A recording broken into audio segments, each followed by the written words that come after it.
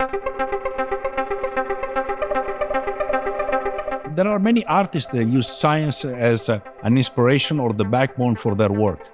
Some of them use it deliberately because they're also trained in science. Channa was not trained in science, was not trained in math. She used what she thought it was logical to her and following our rigorous rules of math for her work. Well, it turns out that it was very rigorous from a scientific point of view.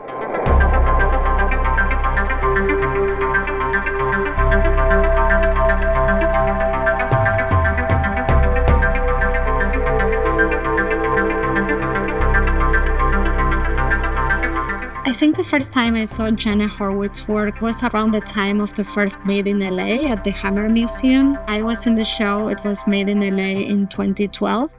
And I just remember thinking like, how come I don't know this work? Like how come I know the work of Sol LeWitt and Agnes Martin and Bridget Riley and I don't know Channa Horwitz? I mean, it was almost confusing to me that I hadn't seen this work before. Well, I was a graduate student looking for a room for rent, and I responded to an ad that said, room for rent in a studio. So I thought the studio had only one room. I walked into the house, it was an art studio. I was so fascinated by the art and I was so fascinated by meeting her that I just gave her a check. My name is Diego Rosso. I'm a professor of civil and environmental engineering at the University of California, Irvine. We're here in Irvine, where I also live, and this is the lab for the Water Energy Nexus Center, which I direct. My name is Ana Diaz Saban. I'm an artist working in Los Angeles. I'm very interested in art as a concept. I think of like, what is art? Why do we look at it? Why are we here making this video about art? Well, the theoretical concepts that inform my work are the mathematical structure of the equations used to predict the performance of bacteria, the membrane processes, and the diffusional processes of particles within the water reuse processes. So all of these physical concepts have a mathematical underlay. When I was growing up, I always wanted to be a mathematician, actually. I think I came to art a bit as an outsider and I didn't understand what art was. So I started looking at paintings and drawings through a microscope and really like almost as a scientist, I wanted to understand the material behind it. Like what are we looking at when we're looking at a painting or a sculpture? Well, when I first saw the work, obviously it resonated with me as a scientist. I looked at it and I saw mathematical concepts that were so deep. And the art was so beautiful. And I could put one and one together and I started asking her questions. And she said, wait a minute, I don't understand what you're saying. I was asking her about variance, regularity, duality. All of these concepts of mathematics are very lofty. But I also see more, maybe, my interpretation, but more of a connection to the aesthetics of math and engineering. But, I think that's a very valid interest in like the beauty of patterns and scales. And in a way, it's quite, to some extent, more powerful to find complexity in like changing a tiny variable and seeing how far you can go, how far you can take it. So Channa did not have mathematical training. However, she could make the graphic representation of very deep mathematical concepts. She will make this graphic representation so clear and so beautiful. And to me, that was mesmerizing.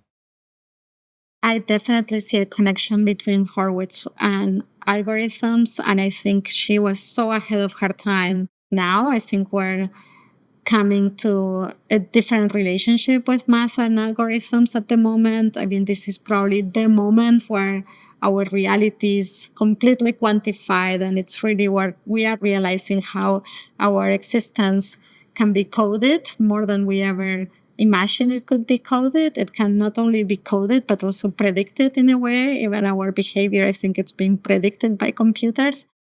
Algorithms tend to do repetitively certain instructions than who codes give the computer. Well, her work showed this pattern, showed the recurring of a pattern. So it was like a graphic representation for a display, like we see in the iconic movies with a lot of the little lights turning on and off. Imagine those being the pattern of a sonokinetography. The first time I saw her body of work, sonokinetography, was the very first day I met her. She was making one right there on her drafting table, and she was making the one of the kind with the squares that are of different colors. But later on, I discovered they could be the ones made in black and white or the ones with words. So the notation could be different in different pieces of work. There were endless possibilities for the notation, but all of them have the progression in sound and motion. The term comes from sona, sound, and then from kinetics, so the movement, and then the graphics of that sound and movement together. And visually, it's basically a combination, I would say, of variables. I mean, it starts with a scale of 8. And I was thinking about the colors. I was like, what colors are these? Because, you could always say, well, primary and secondary colors, but that would be 6, right? But she also added like a light green and a pink. So, which I think it's interesting because it's not super systematic. Like there is like no reason for the pink and the light green other than the fact that like these are aesthetic choices. China's work relies on strict mathematical rules, but as an artist, she had to explore new things all the time, and she had to be disobedient and break some of the preconcepts to be able to come up with new art. Science is very much similar to that, because science is very rigid and rigorous in its methods. But a scientist must be disobedient and not accepting something just because somebody else said it. The scientist needs to come up with a new hypothesis, and it could be groundbreaking and destabilizing the establishment.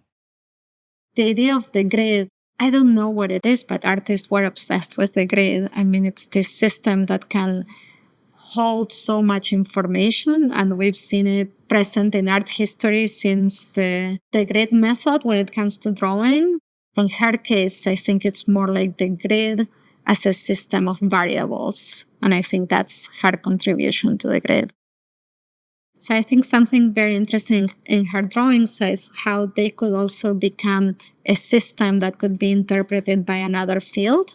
And in her case, I know she's done a lot of collaborations with like dancers or musicians and performance.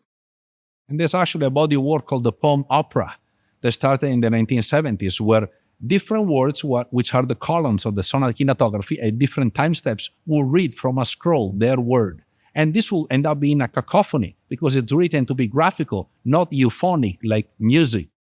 I feel very privileged to have met Chana because I think I have a lot of things in common with her. She studied a lot of things out of curiosity, and out of happenstance, she ended up creating new body of work because of her curiosity in exploring yet another dimension. I think Horwitz has a big place in art history. And, as a younger female artist, I'm grateful for these women that came before me that I felt like opened up the ground for us. I'm just really grateful that she produced this open-ended work that I feel can be extremely influential for many generations to come.